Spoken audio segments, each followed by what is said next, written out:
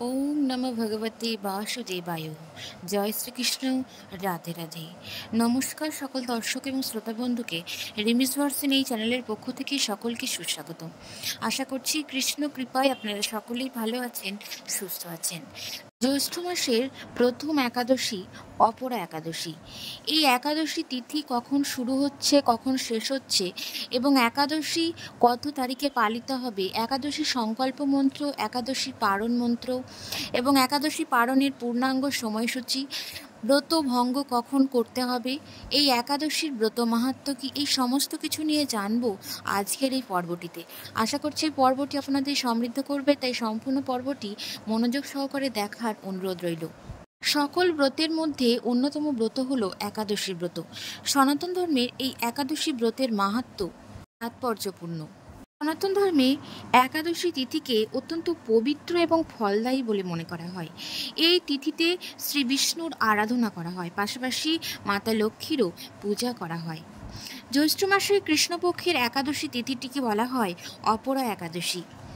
এই একাদশী তিথিতে উপবাস, অন্ন, বস্ত্র, ধন দান করা পূর্ণ এবং ধর্মীয় ধারণা অনুসারে এই একাদশী ব্রত পালন, দান পূর্ণ করলে সুখ সমৃদ্ধি বৃদ্ধি পায়, পাশাপাশি শুভ ফল লাভ করা যায়।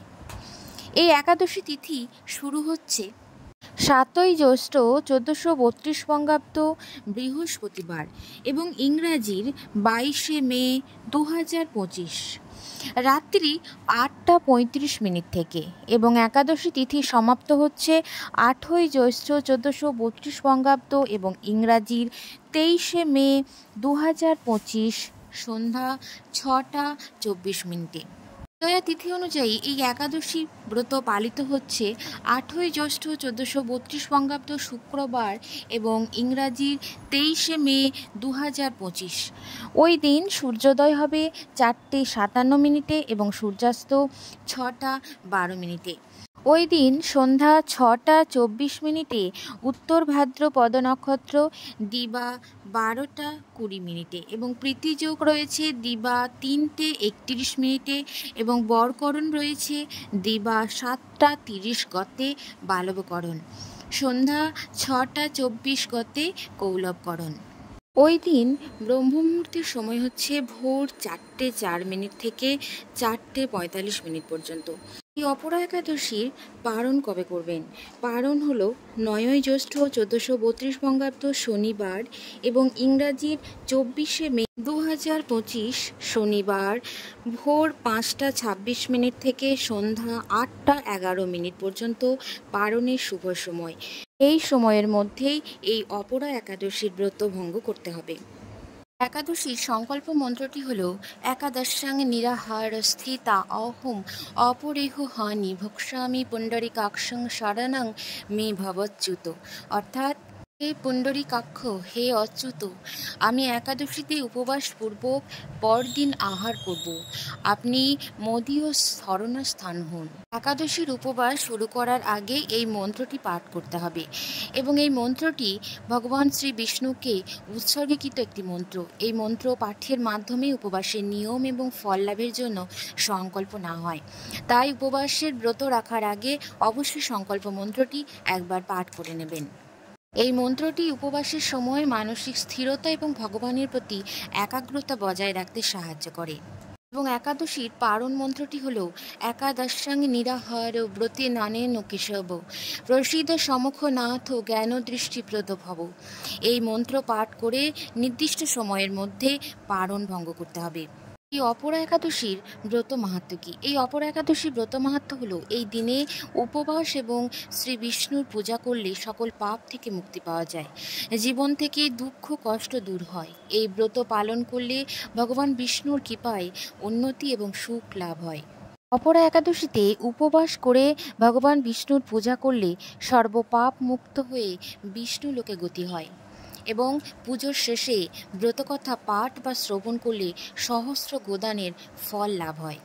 জ্যৈষ্ঠ মাসে কৃষ্ণপক্ষের এই একাদশী অপরা একাদশীর দিন ভগবান বিষ্ণুর পাশাপাশি সূর্যদেবের আরাধনা করলে শুভ ফল পাওয়া যায়, পৌরাণিক কালে এক রাজ্যে মহিধ্বজ নামক রাজার রাজত্ব ছিল।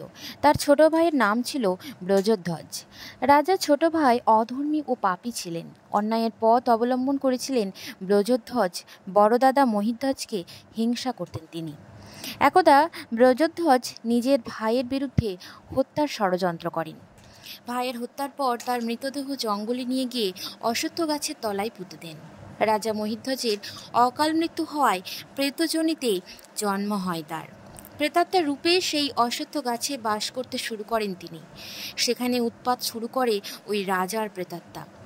একদা সেই অশ্বত্থ গাছের সামনে থেকে ধৌমা ঋষি যাচ্ছিলেন। তিনি সেই প্রেতাত্মাকে দেখে বুঝতে পারেন যে তার অকাল মৃত্যু হয়েছে। তখন ঋষি সেই প্রেতাত্মাকে গাছ থেকে নিচে নামান এবং তাকে পরলোক বিদ্যা সম্পর্কে জানান। ঋষি ধৌমা রাজার প্রেতাত্মাকে প্রেত যোনি থেকে মুক্তির জন্য নিজে এই একাদশীর ব্রত পালন করতে বলেন এবং জ্যৈষ্ঠ মাসে কৃষ্ণপক্ষের এই একাদশী তিথিতে নিয়ম মেনে শ্রীনারায়ণের পূজা করেন ওই ঋষি। তারপর শ্রী বিষ্ণু তাকে আশীর্বাদ চাইতে বলেন। ঋষি বিষ্ণুর কাছ থেকে প্রেতাত্মাকে প্রেতযোনি থেকে মুক্তির আশীর্বাদ চান। ঋষি ধৌমের প্রার্থনায় সাড়া দিয়ে বিষ্ণু রাজা মহিধ্বজকে প্রেতযোনি থেকে মুক্ত করেন। এরপর রাজা দিব্য শরীর ধারণ করে ধৌম ঋষিকে প্রমাণ করেন এবং পুষ্পক বিমানে স্বর্গের উদ্দেশ্যে রওনা হন। এই তিথিতে শ্রী বিষ্ণুর আরাধনা করলে প্রেতযোনি থেকে মুক্তি পাওয়া যায়, পাশাপাশি ব্রহ্মা হত্যার পাপ থেকে মুক্তি লাভ করা যায়। অবশ্যই এই অপরা একাদশীর দিন ভগবান বিষ্ণুর পূজা করুন এবং ব্রতকথা পাঠ বা শ্রবণ করুন। এই ব্রতকথা শ্রবণেও শুভ ফল পাওয়া যায়। একাদশীর দিনে বিশেষ কিছু খাবার যেগুলো বর্জন করা প্রয়োজন: চাল, ডাল বা ভুট্টা, ডাল জাতীয় যে কোনো শস্য, সরিষার তেল, তিলের তেল, অ্যালকোহল জাতীয় কোনো দ্রব্য, এই সমস্ত খাবার এই একাদশীর দিন খাওয়া বর্জনীয়। এই দিনে তুলসী পাতা তোলা, মিথ্যা কথা বলা, পরনিন্দা পরচর্চা, কুকাজ করা এই একাদশীর দিনে একদমই উচিত নয়। এই দিন ভগবানের নাম স্মরণ করা, হরিনাম সংকীর্তন সমস্ত কিছুর মধ্য দিয়ে দিনটা উদযাপন করা প্রয়োজন। বন্ধুরা, এই ছিল আজকের পর্বটি। সকলে ভালো থাকুন, সুস্থ থাকুন। আবারও দেখা হচ্ছে আপনাদের সাথে নতুন কোনো পর্ব নিয়ে। আপনি নিজেও এই একাদশীর উপবাস রাখুন এবং অন্যকেও সংকল্প উৎসাহী করে তুলুন। হরে কৃষ্ণ, রাধে রাধে। ধন্যবাদ সকলকে।